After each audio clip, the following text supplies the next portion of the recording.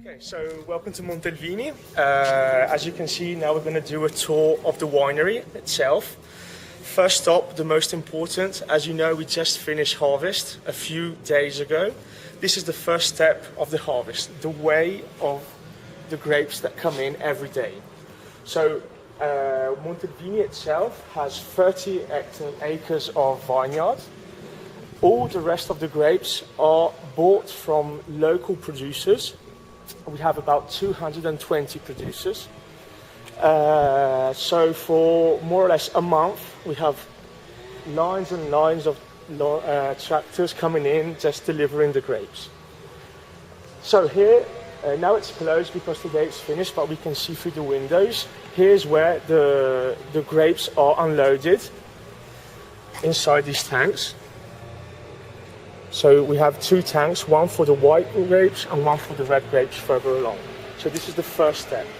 Here we make a few, quality checks to see how we can distinguish the grapes from one line to another. Let's say you see have still grapes on the floor from the last few unloadings, let's say. So it gets pressed, obviously, as all Prosecco does. So gently pressed to keep the juice as pure as possible. All the juice goes underground, where it's pumped through this tube you can see on top, and is pumped into the main facility where we have all the various tanks for all the various phases of realization of this wine. So now we can go inside and we'll see just a few of the procedures of the winemaking. So here it is.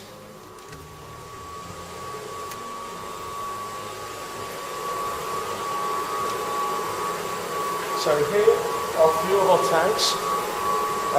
Many of them are out back. Here we have just a few, just the, let's say, initial ones we had.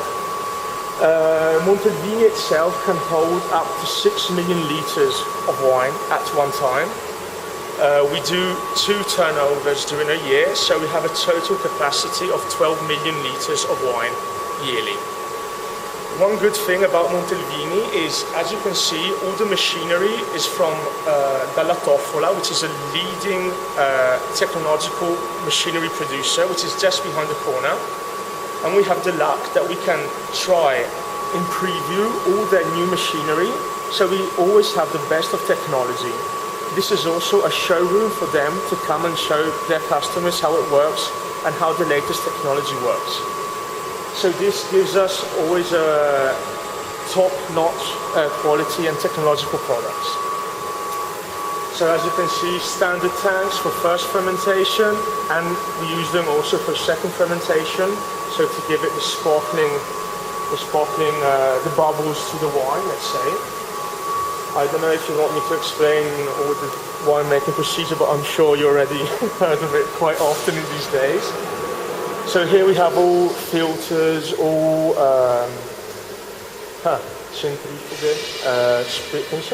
spinners, yeah, that help us through all the various phases of the winemaking process. Here we have both white and red grapes. Obviously, Montelvini itself is specialized in white sparkling wines. So most of the wine you will see that is in these tanks is Prosecco. Prosecco in all its denominations, from the basic DOC to the top DOCG of Asolo, which is the one we personally promote and push the most, as we are dead in the center of this fabulous production zone. So all of these tanks get bottled in our brand new, we bought it 1 year ago. It's a brand new machine. It can bottle up to 5,000 bottles an hour. So for a Prosecco producer of our dimension, this is a very, very good quantity. We're actually increasing constantly our production due to the enormous request there is for Prosecco worldwide. So for example, just last week we received an email from the production team that we had reached the new record of 47,000 bottles produced in one day. in one day, that does not mean 24 hours, it means 16 hours, because we work only with 2 work schedules. So this is the bottling part of the winery.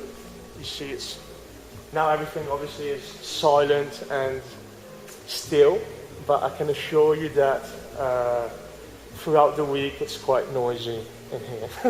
A lot of people going backwards and forwards. So let's see, we can enter from, no, let's enter from that side. So we can see more or less the same route the bottle takes from the beginning to the end. Here we have some additional machinery just in case we need backup on that side. But the main bottling plant is this one here. So we've been making a lot of investments in improving better technology, better quality, better final product altogether. So here, I'll just go quickly for you. This is where we load the empty bottles. They get immediately cleaned and put into line, where they enter the fantastic new machine, the new bottling plant, which is this one in front of us. It can be used both for sparkling wines, so keeping the wine under pressure between the tank and the bottle, and also for still wines, table wines. So from then, they move onwards and they complete all the procedures. So labeling, they put the capsule, and then it goes in here, goes into the cases. You can see over there, it's all completely automatic, and it ends up at the end back there in a pallet which is ready to be shipped. So very simple, very easy, very fast, and it's working very well. So yeah, then as you can see, we have no real storage here. So storage is done in an external storage facility, which is temperature controlled. So that allows us to keep the wine for a longer period of time and without getting influence from the very warm summers we're having lately, because 40, 45 degrees isn't that good for sparkling wine in a bottle. So this concludes our quick, let's say, visit of the winery itself, the production zone itself.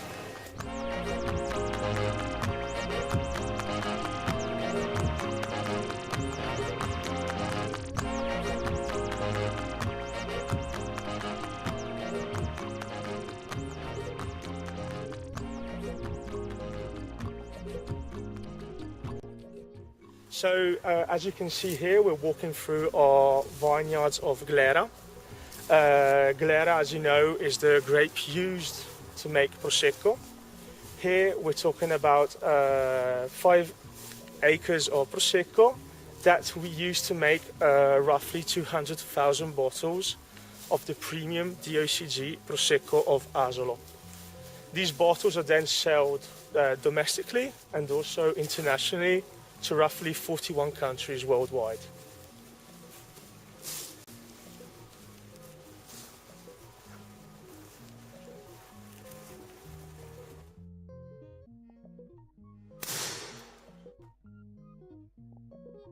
So what we have here is the top range of our products, so exclusively DOCG Prosecco from the region of Asolo. All the grapes, all the Glera in these bottles come from our vineyards itself.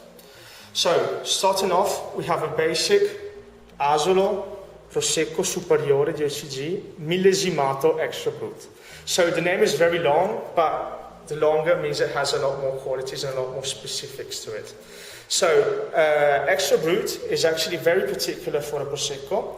The DOCG of Asolo is the only DOCG that can make, by regulation, an Extra Brut.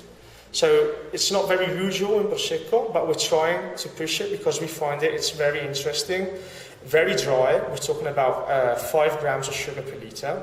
So it has that lively and fresh acidity, which is very good. Millesimato on a bottle of Prosecco guarantees a vintage. So in this case, we're talking about 2016. So this is another additional positive aspect to a bottle of Prosecco, knowing the vintage when it's from. Otherwise, it could be a mix from the last two vintages, let's say, altogether. Moving up, same juice, same bottle. As you can see, Serenitatis bottle with the company logo, studied and released last year. In this case, we're talking about a brut version. So slightly sweeter. We have 5 grams of sugar more per litre, so we're talking about 10 grams of sugar per litre. Same juice for who likes wine a little bit more sweeter, let's say, altogether.